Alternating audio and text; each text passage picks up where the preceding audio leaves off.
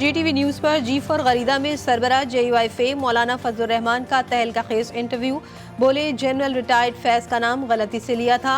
साबिक army chief general Bajwa और general फैज़ 2018 में धांधली के जिम्मेदार थे। PTI और JUI में इख्तिलाफ की दीवार नहीं, पहाड़ खड़े हैं। मौजूदा इलेक्शन के बाद hybrid system double hybrid system बन चुका है। तहरीक इंसाफ का बड़ा फैसला, मरकज और पंजाब में अपोजिशन में बैठने का फैसला कर लिया। PTI रहनुमाओं के आफ्ताब शेरपा और जमात इस्लामी से मुलाकातें, सियासी सूरत हाल पर गुफ्तगू।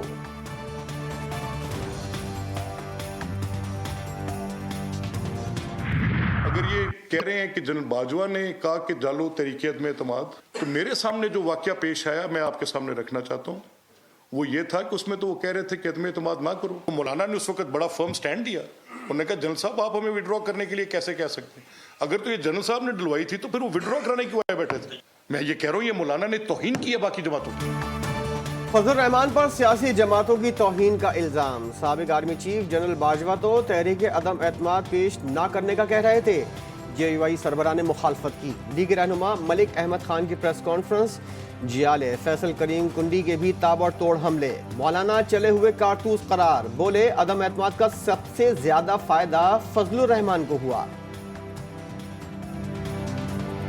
उस अदम एतमाद का सबसे बड़ा फ़ायदा मौलाना फजल रहमान साहब को मिला। 4 वजारतें, डिप्टी स्पीकरशिप, फिर उनको गवर्नर खैबर पख्तूनख्वा मिला। तो मज़े लूटने के बाद आज उनको ख्याल आया कि उनके साथ बहुत बड़ी ज़्यादती हुई है। अब मौलाना साहब जो है इस वक्त चले हुए कारतूस बन चुके हैं। एक इलेक्शन हारने के बाद वो कहते हैं कि शायद हम असला उठा लें। आप रियासत के खिलाफ असला उठाने के लिए आए हुए हैं। मौलाना फजलुर रहमान ने इस हवाले से की है, मामला मुकम्मल तौर पे इससे मुख्तलिफ है, मुकम्मल तौर पे इससे मुख्तलिफ। उस वक्त के chief of the army staff general Bajwa साहब ने तमाम पाकिस्तान की कौमी क़यादत से ये दरख्वास्त की थी कि हम अदम एतमाद की तहरीक वापस लें। अदम एतमाद के हवाले से मौलाना का बयान और दावा बेबुनियाद करार। MKM कन्वीनर खालिद मकबूल सिद्दीकी कहते हैं, मौलाना फजलुर रहमान जो बात कर रहे हैं मामला इससे मुख्तलिफ है।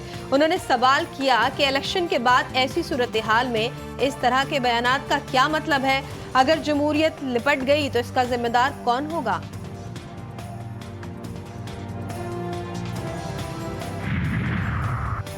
हुकूमत साजी के मराहिल तय होने लगे। शहबाज शरीफ और मरियम नवाज के लिए कुर्सियों तक पहुंचना आसान हो गया।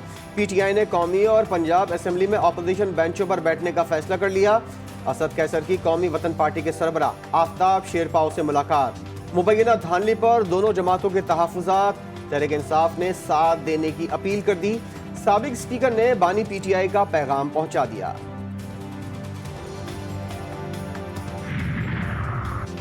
मुल्क में सियासी जोड़ तोड़ उरूज पर। तहरीक इंसाफ की मुलाकातों में तेजी। PTI वफ़द के इस्लामाबाद में जमात इस्लामी के रहनुमाओं से एक और मुलाकात।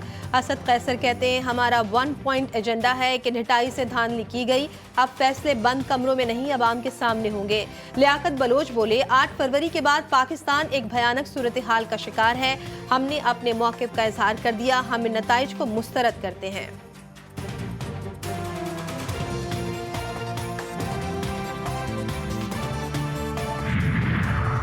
PTI कायदीन के हाथों से वक्त निकलने लगा। आज़ाद अरकान किस जमात में शामिल होंगे फैसला न हो सका। वहदत मुस्लिमीन और जमात इस्लामी के बाद सुन्नी इत्तेहाद काउंसिल का ऑप्शन खुल गया। महमूद अचकजई से भी मुलाकात तय हो गई।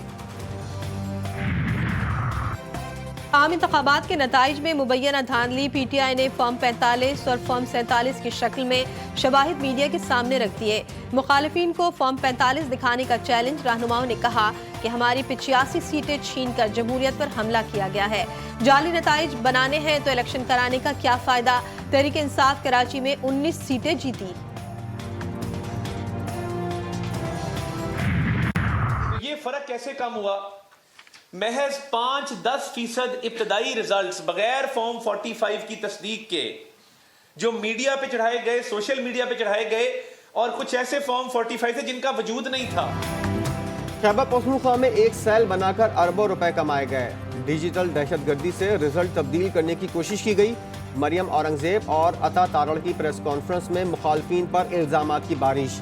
मरियम औरंगजेब कहती हैं, खैबर पख्तूनख्वा में कूड़ेदानों से नून लीग के फॉर्म 45 मिले हैं। बयानात दिए जा रहे हैं कि केपी को ढाका बनाएंगे।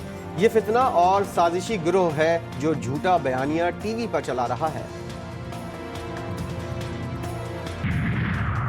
और शायकीन क्रिकेट का इंतजार खत्म हुआ। पाकिस्तान सुपर लीग सीजन 9 का कल से आगाज हो रहा है।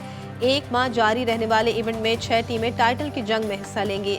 इब्तिदाई मैच दफाई चैंपियन लाहौर कलंदर्स और इस्लामाबाद यूनाइटेड के दरमियान कजाफी स्टेडियम लाहौर में होगा।